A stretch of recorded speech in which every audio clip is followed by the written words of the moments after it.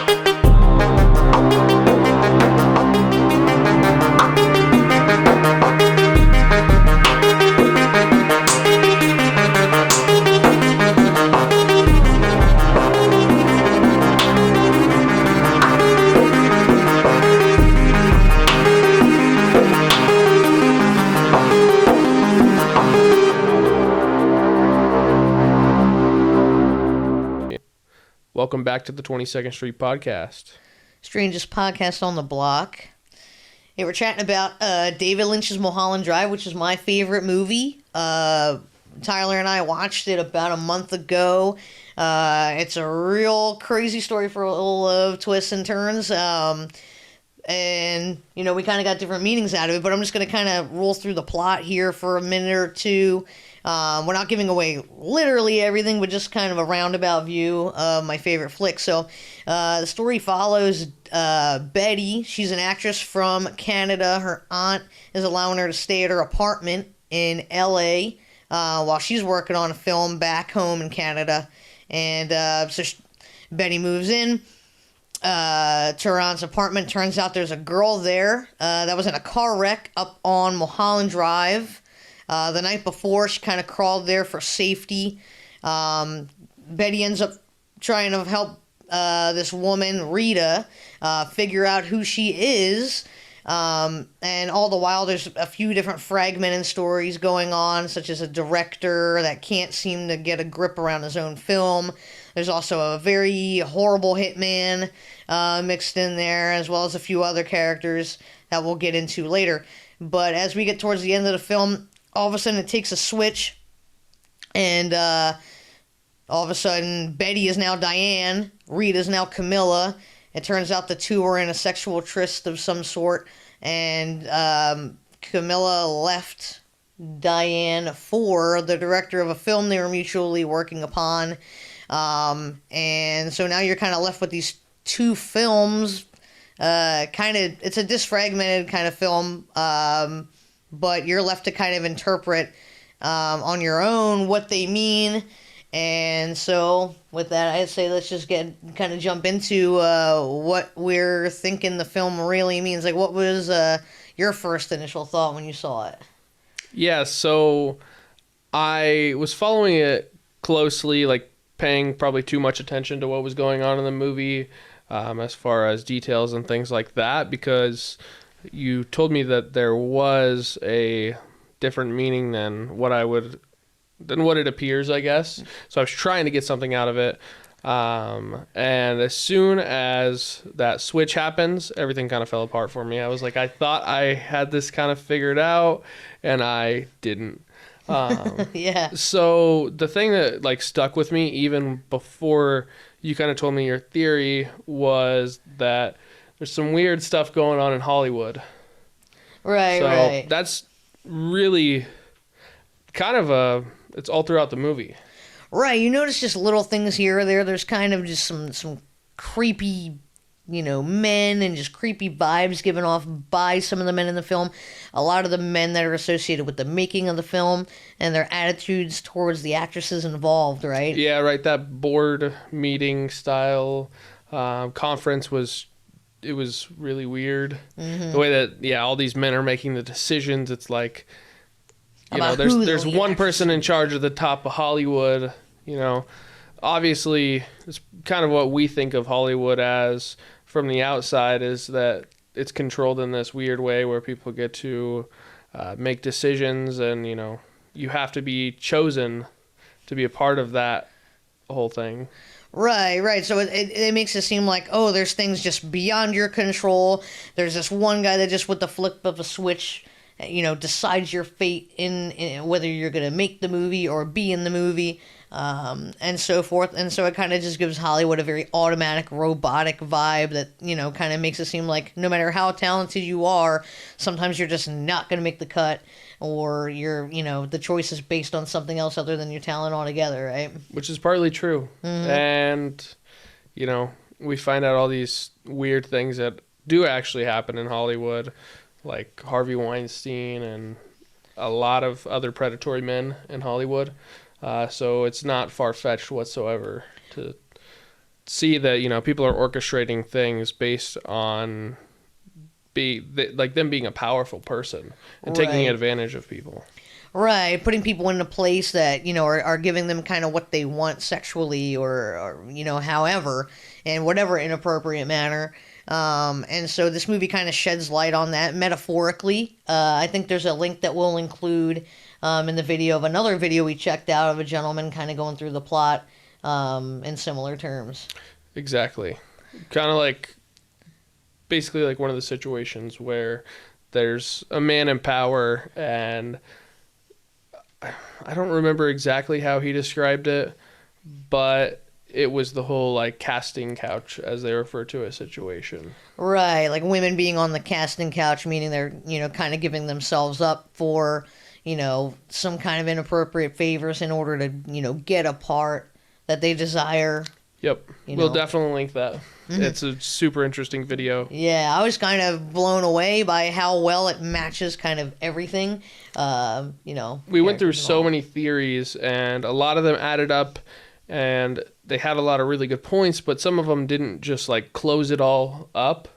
And his theory is just so good that I think he ties every single bit of the movie together. And that's the thing when you watch this movie, there's so many different things that go on. They have to be tied together, to make sense. So some of these theories just kind of fall out pretty quick. Right. Some of them are still pretty interesting. And we can, touch on a few of those too, but that one just really kind of ties it together. So be sure to check that out.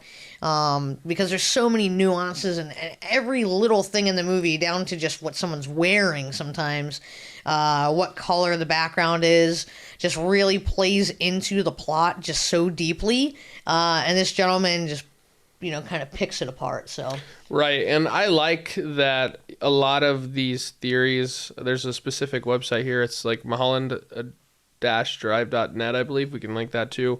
A lot of them on here, they have bits and pieces of the theory that we feel like is the one, but they didn't quite fully add up. And a lot of them are even just fun, completely, I think the people who wrote them, it was almost more of a fan fiction kind of thing of what they would want it to be.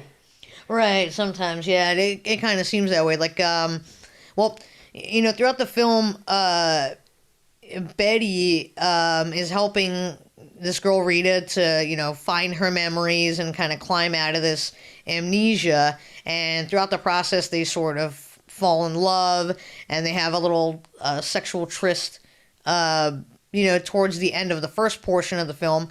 So a lot of the theories are kind of revolving around that, because when Diane wakes up in the second part, according to quite a few theories, kind of believe that she's asleep in the first part of the film and that it's a dream sequence where everything's kind of going her way. She gets the part, she gets the girl. And then the second part is kind of like reality setting in, or her waking up. I feel like a lot of the theories are kind of based on that. Here we could kind of see there's dream and reality theories, and those all kind of relate to those. So there's one that, Camilla's not even dead at all, because at the end of the film it's alluded to that Diane pays a hitman to have her killed, but what if he was just paying her to do something else, right? Yeah. And there's a lot of repetition throughout the movie. Like you were saying, blue seems to mean a specific thing. So what was it that blue meant throughout the movie? Blue is almost like the color of truth, I think, is kind of what they are signifying, because as soon as the movie hits, I don't want to say a midway point, but, probably about that 2/3 of the way through or 3/4 of the way through, they open that blue box that they had the key to the whole time. but it just materializes at the end after they go to Club Silencio and have all those realizations. And all of a sudden they go into the box and it, wakes up in reality. So a lot of times blue is like the color of the truth, or, Yeah. And it's like an exit thing too, now that I'm remembering it. You're getting out of something because, the keys were going to get... Okay, I guess we have to go into what the keys are real quick. So Sure. there was a key given to... Diane. Yep, by the hitman. He said he would give it to her when the job was done. The deed was done, or the job was done. Also a key, a blue key, but that was kind of like a weird triangle shape. And that was in the purse of Rita. It was in Rita's the purse. amnesiac. Yeah, she had no idea, what it was, along with like $50,000 in cash or whatever. Right? Yeah, and so you could see the key from the hitman being given a way out of the way that Diane was feeling. That key that Rita had in her purse ended up being a key out of that timeline or dream or whatever. And then at the end of the movie, there's a lady with blue hair that's shown. It's kind of our exit out of the movie. So, there was that. And then some people said sadness. The blue represents the sadness. Definitely a possibility as well. Oh, yeah. So there's just like many things that could go down plenty of different paths. The movie is incredibly deep. And it can be read. I feel like every time I watch it, I see something new. I also noticed, speaking of colors and symbolism, Betty, in the dream type sequence, or the first portion of the movie, as maybe we'll address it by, she's always wearing something pink. Okay. Which is, I don't even know if I awesome. noticed that. Yeah, she has like a pink shirt or a pink robe. Oftentimes, I think the only exception is when she goes to her audition. She's not wearing pink, but every other time she's hanging around the apartment, she's always wearing pink. The person who was trying out for the movie, that when she got to the set, they were wearing pink, and it could have been like in place of her. Sure, because that was Camilla, right? Camilla Rhodes, yeah. Which is supposed to be the girl that is chosen for the role, that the director has to choose if he wants the movie to continue being made, according to these Hollywood executives that want to shut the project down if he doesn't cooperate. Right. So that is also kind of reflecting how she views Camilla in real life. Yeah, maybe that's some sort of change in emotion or pace in the movie. Right. Didn't pretty close after that the cowboy scene? Cowboy happened right around then. Yep. I think right before that audition. Yeah, that's a really interesting scene in the movie. The cowboy is really trippy. So at one point, Justin Theroux, who plays Adam Kesher, the director of this movie that is kind of really being directed by other people, in essence, but he has to go see the cowboy up in the corral because he was refusing to choose this particular girl for the role, so his movie was shut down. So he has to go talk to the cowboy to kind of rekindle everything.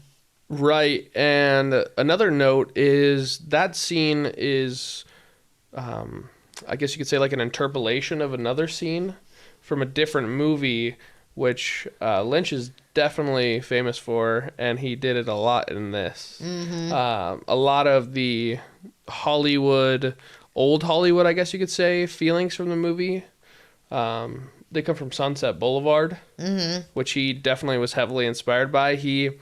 In his head, it seems like he has this picture of, Hollywood used to kind of be good. I think he's even said in interviews, though, the same kind of stuff was going on, but maybe it just had like a cover on it, like a pretty, and he still liked the stuff that was being made then and the way it felt no matter what. Right. And I think that, that probably inspired him as a boy and as a young filmmaker. And he felt like, maybe it was a more innocent time, which, I know you said he might have thought that there was some kind of indecencies happening, but still it represented maybe a more innocent time for him in Hollywood. And so he wanted to kind of sprinkle those things throughout. Exactly. Yeah, for some reason, Lynch kind of, to me, seems like a really smart guy who just stumbled or just so happened to stumble upon filmmaking. Yeah. I don't know. It just like he definitely doesn't fit in with the regular Hollywood crowd. No, definitely not. Yeah, he's such like a brilliant person. I feel like he's a very smart individual, right? And I feel like he's too smart to put a lot of his stuff into words, and that's why movies work out better for him. Yeah, yeah. Like, there's no way he could have just told me, the way that this movie is going to play out, how it played out. He just had to. He wasn't telling people that. He just went and made it. Right. I think that one of the main actresses he did have a conversation with, kind of saying what the movie meant and how he wanted to make it, and that she would be a good fit because her situation with what she had went through. And she said, yes, most actors and actresses kind of go through the, if you want to make it, you got to do what we want kind of thing. Mm-hmm. And I don't know. There were no specifics on it. But I think that he just said that. She's like, yes. And, he went for it. And this movie is super intense and has a lot going on. It is. In the best way possible. Right, for sure. So many layers to it to kind of peel away. And something else I wanted to touch on with Lynch, he always has a way of having inappropriately funny scenes, like scenes that really shouldn't be funny, but you can't really help but laugh in his films, and even in his television series like Twin Peaks. But I think there were a couple in this movie that I just wanted to shout out that are like trademark Lynch kind of things. First of all, when the mob guys go to Adam Kesher's house. Oh, shoot. That was, that was an interesting scene there. Yep. So the Hollywood kind of mafia type guys go to the director's house to confront him, and instead they just meet his wife and her lover there. And his wife just jumps on the guy's back and starts, like, slapping him. And he just, like, reaches up and just, like, socks her right off of his back. And it's so wildly inappropriate. I think that another funny scene that's related to that is when Adam comes home and his wife's in bed with Billy Ray Cyrus, the whatever cleaning guy or something. Yeah, the pool guy. Yeah. Clean jeans, pool cleaning or whatever. Yep. And it's like, yeah, you're like, is that Billy Ray Cyrus? Mullet and all. He's got the mullet and everything, his work boots. And then, yeah, like Adam just like flips out and starts destroying her jewelry with the pink paint. Yep. But just dumps it in pink paint. That's the first thing I would think to do too if I was mad. But there you go again, pink. Yeah. Isn't it interesting? Kind of like I know. Betty's I think color. there is some sort of. Yeah, there's definitely something going on with pink. Right, for sure, man. Personally can't pin it down. Is it? Sometimes when I look at this movie too, I know we kind of talked about the kind of corrupt Hollywood theory, and we talked about also the Betty or Diane was dreaming the first portion of the movie, and then her reality was the second portion of the movie. But how about a theory I was kind of thinking about is that like the whole movie really represents like all of her anxieties and emotions, and kind of maybe the first portion is kind of like an optimistic view of how her trip to Hollywood is going to be. Maybe she never even got there. Maybe this is like a daydream she's having. And the first portion is kind of like, this is all the good things that could happen, by me going to Hollywood. And then the second portion is kind of like, oh, God, this is like all the things that could go wrong. Oh, shit. All this bad stuff can happen. And, potentially maybe that first portion, all the characters and all the scenarios just represent like a different anxiety she has about kind of going there. And, the colors kind of represent those things as well. I like that. Yeah. Yeah, I think that that's definitely possible. I don't think that there is one theory that kind of says why the movie happens in the way it does. I think that theory that we were talking about that we'll link, I think that one sums up, why what happens in, how everything can be interpreted. But I don't think the entire movie as a whole like has a box that it's put into. I think that you could think of it however you want, and I know that Lynch encourages that too. So right, because like this, like if you want to pull up the cast list, yeah, we'll kind of show, and we'll kind of go through we were going to kind of go through the cast list and talk about. Yeah, when we looked at it, it was kind of weird because so the cast list is listed in credits order, and I know that you pointed it out to me before that you thought it was interesting that Betty was listed first. Right. Or, Diane, Betty, Naomi Watts was listed first. And we actually even made a even more weird discovery when we pulled it up. It's that, so the order is Naomi Watts, who's Betty and Diane. And then there are this older couple, which I believe it says the lady's name is Irene. Right. So her and her companion are listed directly after that. And then it's Laura Herring, who is Rita and Camilla. But you don't even find another prominent cast member until way down at the bottom, which could be some sort of symbolism, again, on its own, where it's like, okay, this is how Betty, Diane, perceives these people. Right. And I'm going to even put that into how the credits are put in the movie. That's really good, Ty. That's a really good observation, right? Like how, because if this whole movie is her illusion or is her dream, is her, however you want to put it, it's a product of her, Right. Isn't there a movie or isn't there a theory that like this was a movie within inside of a movie? Yeah, that's another one too. Like a movie about a movie that was being filmed, right? Yep. Or something like that. So like, is this like how the cast list would go for that movie? Right. Is this what she would picture the movie as? But this is a dream of her dreaming about a movie or something. There's all kinds of theories. Lynch is like very deliberate, I feel like, about everything he does related to these films. So is it, the cast list even, another deliberate, thing? See, it could be. That's why I think it makes it, like, he makes these movies and he always says, don't go looking up or don't go finding out what other people have to say, form your own opinion. But I think there's just so much that goes on. Like, first off, you might just walk away from the movie not having any idea what goes on. I think, most people, if you give them a couple hints afterwards, they'll be able to form their own opinion without you ruining like a pure version of their opinion, on what the movie is. But the thing is, the way that these movies are so complex, it's like almost like a hyper focus. Like you want to know what means what. And then you start diving into these theories that are already out there, or you observe something yourself and it makes you go on like a rabbit trail. And then you figure out that there's so much meaning to every single thing in the movie. Like you're saying, it's so deliberate. Right. But it does make you want to find out every single little detail and why it means what it means. You feel like there's like a secret behind everything in the movie, right? Like there's just even weird little, I swear, like like a red herring.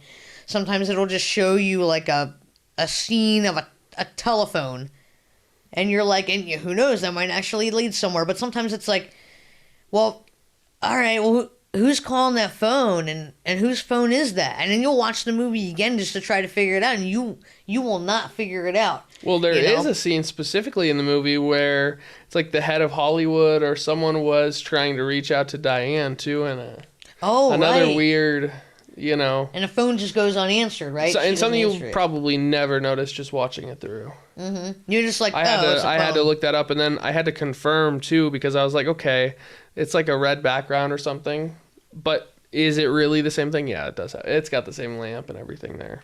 Right, because that's the phone that's ringing when the Hollywood executives call her, and then at the end when Camilla's calling her to go to the cast party, same phone, same tint, same lamp, and it's like, where's the connection there? It's just so weird.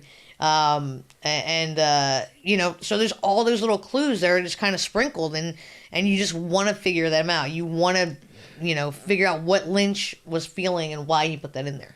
Something I got really hung up on was the Zesto sticker. Oh, yeah. I don't think that it actually had a meaning because, I think that the general area that was all filmed in, the diner, it does have a meaning. When I was looking into it, that's where a lot of actors, or I don't know if it was that specific building, but it was modeled after like a Denny's, Winkies was. Winkies, yeah. And then actors would line up there, I believe, to do auditions or something. Oh, okay. There was some other like Hollywood meaning about it, and he is so deliberate. It's like, and it's the Sunset Boulevard and he's Winkies. Yeah, that's it? why it had to do with that Sunset Boulevard reference. With the film, yep. Yep. Yeah, you're right. It's everything he does is so like just intricately placed on purpose, and that Winkies is really significant in the film too because so much just like seedy shit happens there. Yeah, there's like so many emotions that like you go through too. There's each time it's definitely not a good thing. Right. There's always something bad. At first, it's the guy that is relaying the dream to his friend.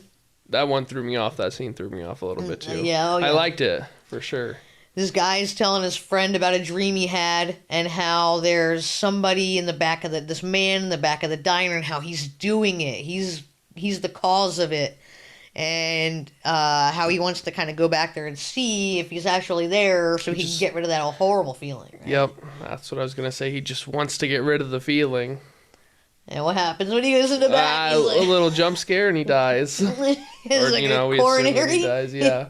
Yeah, because there's this, creepy transient type person out there who he feels like is, kind of doing it.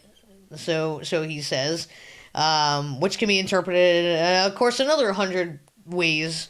Our bestie and artist, Bryan Truttmann, had a theory on the transient in the back of the diner. He said because of how the gentleman in the diner was saying he's doing this, he's controlling it, he kind of thought maybe this transient is almost like a dream weaver or like a person that kind of controls dreams and has That's something interesting to do with that. because the way the movie ends as well, they're throwing things at like the people at Diane and they go scare her to death. Mm-hmm. Until she finally just takes her life at the end. Yeah. Exactly. That's really interesting. I don't think I heard that yet, and that I like that too. Mm-hmm. Because at the end, he or she is sitting there and the box is sitting open, right? And people crawl out. So it's almost like to go get Diane in a way, Yeah. So I thought that's kind of crazy. Like what if these people or this, this transient is kind of can unleash, hell, so to speak, upon someone if they want or whatever. If there's someone like that out there, stop doing that to my dreams. You know what I'm talking about now. Please stop. Yeah. But yeah, so that's another thing that could be interpreted, a ton of different ways. At one point, I just thought it was maybe how Diane kind of felt she was kind of like a scummy type person for kind of what she did to Camilla. If you subscribe to the theory that she had Camilla. Well, and the way that he says it, the guy in the diner says, how he feels about the person in the back. It does make you feel like it could be guilt. It's like a visual description of guilt. Mm-hmm, mm-hmm. So there's just so many things. I mean, it could be all of those. There's a lot of these theories that kind of stack up on top of each other. Right. Like I was saying, there's not one theory that, besides the fact that, it all has probably a general meaning to the movie, there's not really a theory that you have to subscribe to, I guess. Right. Another thing was, right before the steamy, hot lesbian love scene, about 3/4 of the way through, there's the part where randomly Camilla starts wearing that blonde wig. I know you kind of got hung up on that for a second, right? Yeah. I still don't know if I know what it really meant.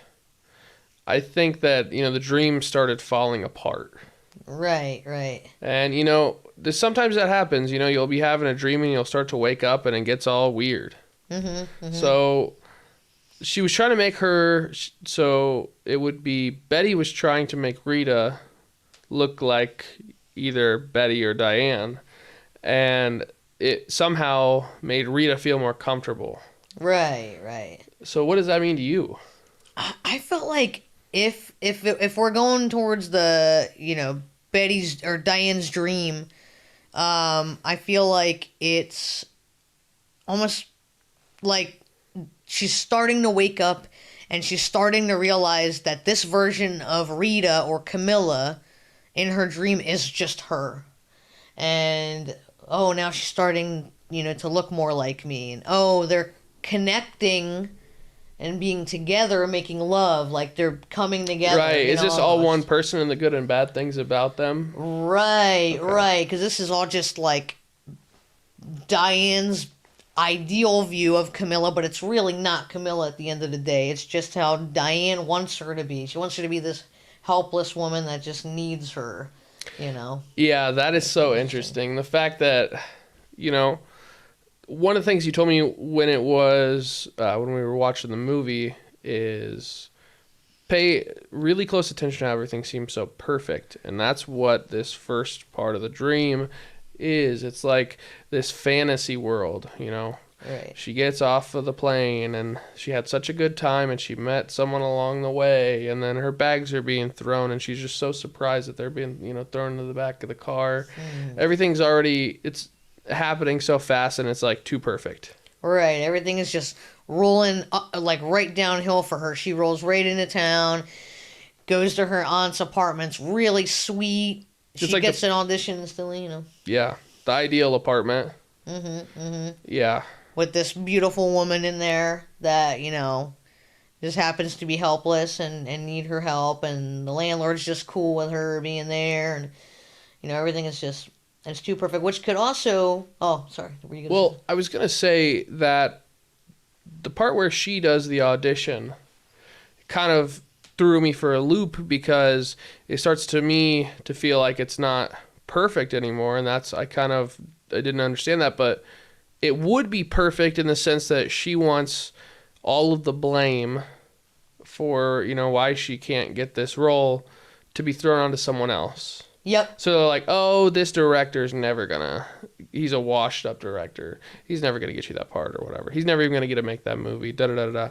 And then don't we see the same movie being made with Adam Kesher as the director? Right. And then all of a sudden, the reason she isn't able to audition for him is, she has to meet Rita and go look for Diane Selwyn, which is the only thing that Rita could recall at the time. That kind of feels like where it starts to fall apart in the dream, Your brain's doing too much work to try and keep up with your little perfect world. Right. It's like can't convince itself anymore. It's like all of a sudden, wait, all of a sudden that director wasn't paying attention to your super awesome audition that you had with that creepy old man. That was disgusting. That's why I immediately, after I was done watching, I'm like, yep, that's about how weird Hollywood is because that scene sat with me. It really, we'll go back to, let's put a pin in that and go back to that because there's definitely some weirdness. And then all of a sudden, she gets to Adam Kesher's, she can't audition there because she has to go, meet Rita. And then, so it's just like excuse after excuse. And so, but yeah, that audition scene was just horribly unnerving. Yeah. Wasn't it? Woody cats. Yeah. So first of all, there's just a room full of people, which is not exactly how an audition happens. Well, I mean, it was a room full of high-level people in her mind that were putting this movie together. Right. So that's, I guess, not how it happens. You're not going to get the director and all these other people to sit down on your first audition for the movie. Especially when you're not even, like, a huge name. Like, this is your first audition. Yeah, ever. So the fact that there were all those people in there, weird. And then you get this feeling like she's going all in. And I don't know, at the beginning of it, it seemed like she wasn't like into, the part, and then all of a sudden, it just out of nowhere, she like grabs the guy and it puts his hand on her ass.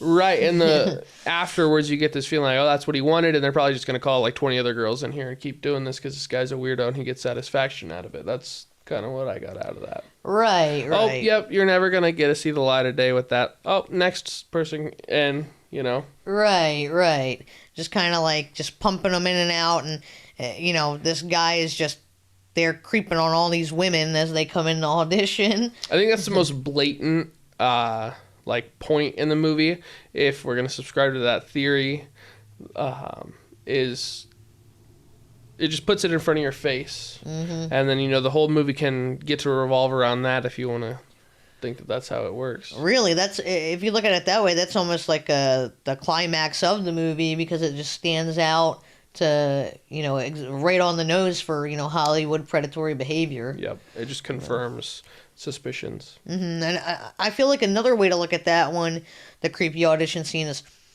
if you want to look at it as it's like Diane's dream or Diane's anxieties, kind of like we were talking about earlier, is maybe it's a repressed memory of an older man she might have had an affair with that didn't know her father, because that's kind of how the scene was. He was like Dad's friend. Yeah, that was an interesting part of it too. So the scene was also rehearsed. The audition was rehearsed with Rita in the kitchen. And so there's this, okay, well, is that the real... is that how it really happened? Is it was like a Diane and Rita thing? Or is it Woody Katz or whatnot is this guy who's popping up in her dream because it was someone like that, where it was an older guy that her dad knew or something. There's Woody Katz straight up the guy that her dad knew at some point, and he was just kind of pop it into her, rearranged as the dude that just happened to be playing opposite her in that film. Yeah, I thought about that too. That scene, was it kind of like a breakup scene between Camilla and Diane? Because they're like yelling at each other and then they like giggle. Yeah. So it kind of makes you think, okay, well, what you would initially get is you'd brush it off. But if you go back and think a little bit, yeah, it could have been a breakup scene. Right. Didn't they have a pretty harsh breakup?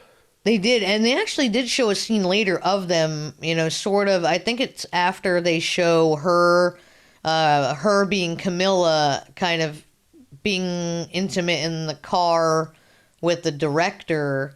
Diane's kind of throwing her out of her apartment and saying, like, I'm not going to make this easy on you, you're not making it easy on me, kind of thing. So maybe that was the beginning of that fight. Maybe it was the end of that fight, and then she kind of slammed the door in her face and kind of, sent her on her way. But yeah, there's a lot of possibilities for that.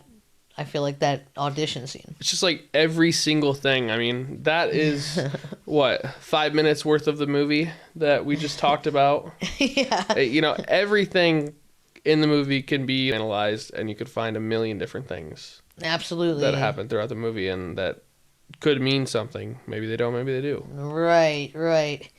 One more a scene I think that would have to be discussed is the club scene. I think is another one that's another part ambiguous. That kind of threw me off. So they say that they want to go to a club in the middle of the night or something, and I'm thinking they're about to show up, start raving or something. And it's like a theater. Yeah, it's more like a theater kind of environment they go to, and there's a band playing, but it turns out there's no band. Yeah. No hay banda. Yep, this is a band. Yep. It kind of starts unfolding. It's telling you this is an illusion.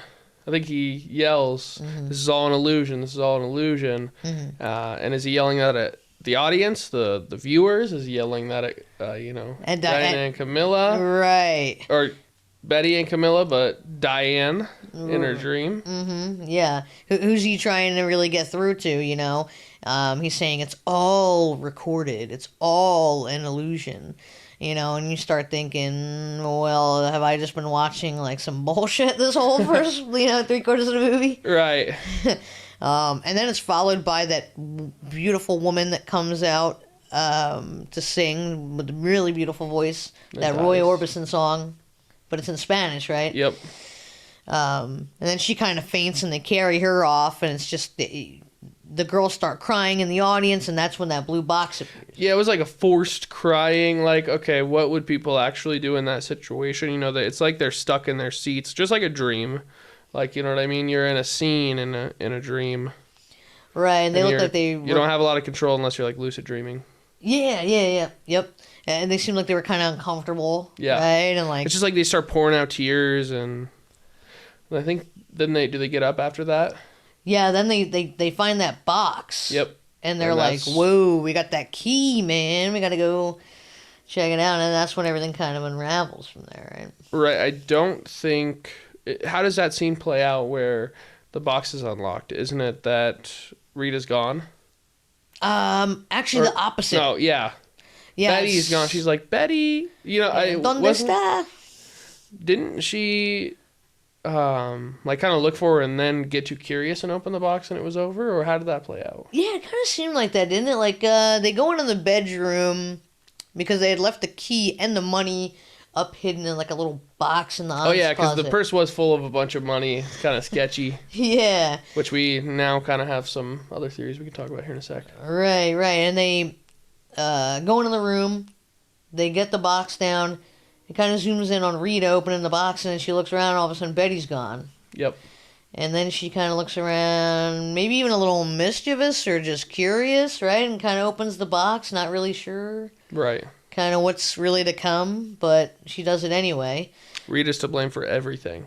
Even opening the box when she wasn't supposed to. Rita, why would you do this? But yeah, Camilla. Yeah, Camilla. Well, I mean, depending on your theory, Camilla is kind of a bitch, but not that Diane is the picture of sanity, but Right. you know, the money though you were talking about. Yeah, so I believe that the general consensus is that the money was the money that was used to place a hit on Camilla. Which And that's interesting because the movie opens up with the scene that's supposed to be the hit, and then the movie ends with a scene that is very similar, and it's Diane in the car. So the way that plays out is Diane ends up walking up into the woods, and it's Adam Kesher's house. And it's not so pretty after that. no, It's kind of weird. All these people from the dream are there, but they have different names. So it's like, did she, reuse these people in her head as different people, which happens in dreams, Oh yeah, We talked about how every face that you've ever seen in a dream, you've already seen in real life. It's such a weird thing to think about. But it totally is, right? But yeah, she's seen all these people at this party, and yeah, they were just kind of rearranged in that dream sequence, if you want to look at it that way. Otherwise, how did that video kind of explain all the end of that? I can't remember exactly how it's explained, but it totally is in that video that we're gonna link. According to the Hollywood theory, the corrupt Hollywood theory, and how it's kind of David Lynch's take on that. That gentleman really wraps it up. you guys, a god.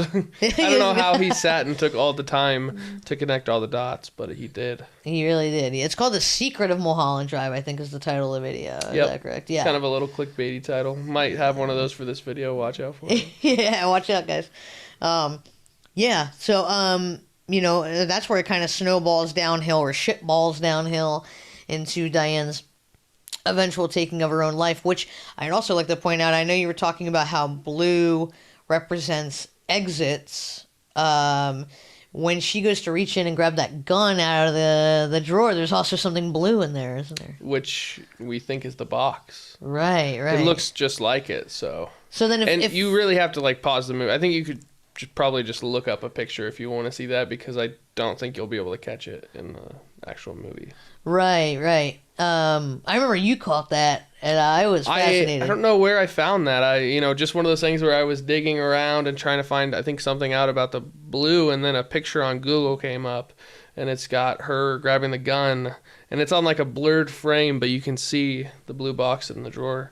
So is it, does that mean something more? Is that an escape to her? Is it just something that was in her drawer that, was repurposed in the dream, if that's what you're going with? Right. So. Was it an escape to her death? An escape from an exit from this horrible life? Oh yeah. Going back to the exit thing. Mm-hmm. Yeah, every blue thing seems to be related to an exit. Right, right. And then at the end, like you said, we see the lady almost up in the stands of Club Silencio. Yep. Everything is blue, illuminated in blue. She has blue hair, and she says Silencio, and exits you from, the movie as well. So it's like blue, blue, blue all the way through. It's like the blue leads you to the truth, which then leads you to, the exit of the movie. It's really an interesting kind of color. Lynch plays with colors a lot. Definitely. He always has his red curtain. His red curtains, which are in, I'm not sure every movie that he's done. It's usually movies that he wrote. That there's red curtains in Lost Highway, Mulholland Drive, Twin Peaks, Blue Velvet. There's always some sort of red curtain kind of aesthetic. So red must represent. Oh man, we'll have to think about that one and touch up on it another day, because I feel like it represents a few things for him. Definitely. But yeah, so but yeah, overall, I mean, the movie is just an absolute masterpiece. It is. It's great. Mm-hmm. The cast is incredible. The scenarios are incredible. You can even break it down into different stories. The Diane Camilla story could be one thing. The director could be another story. And then, that's the other thing about it is it was originally filmed as a pilot for a TV show. Mm-hmm. So.